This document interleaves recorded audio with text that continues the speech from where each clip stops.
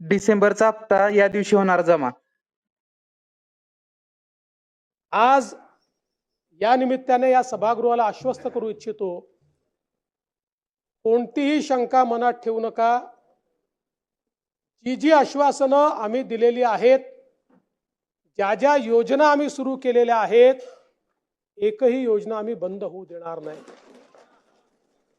त्या लाडक्या बहिणींनी महायुतीवर प्रेम दाखवलं, हे अधिवेशन संपल्याबरोबर डिसेंबर महिन्याचा हप्ता त्यांच्या खात्यामध्ये आम्ही टाकतो आणि काहीच बदल नाही। नाना, मी या ठिकाणी स्पष्ट करू इच्छितो, कुठलेही नवीन निकष नाहीत, आता तर सगळ्यांनाच टाकतो, पण ॲपरंटली असं लक्षात येत आहे की काहींनी 4-4 खाती उघडलेली आहेत। जसं समाजामध्ये चांगल्या प्रवृत्ती असतात, त्याच्या काही वाईट प्रवृत्ती असतात।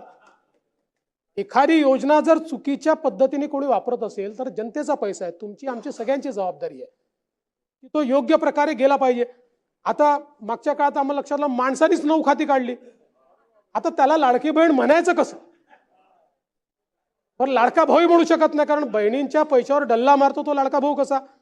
त्यामुळे असे जे आहेत, त्यामुळे शेतकऱ्यांच्या संदर्भात आम्ही दिलेली आश्वासनं असतील, युवांच्या संदर्भात दिलेली आश्वासनं असतील, ज्येष्ठांच्या संदर्भात दिलेली आश्वासनं असतील, समाजातल्या वंचितांच्या संदर्भात दिलेली आश्वासनं असतील, ही सर्व आश्वासनं या ठिकाणी आम्ही पूर्ण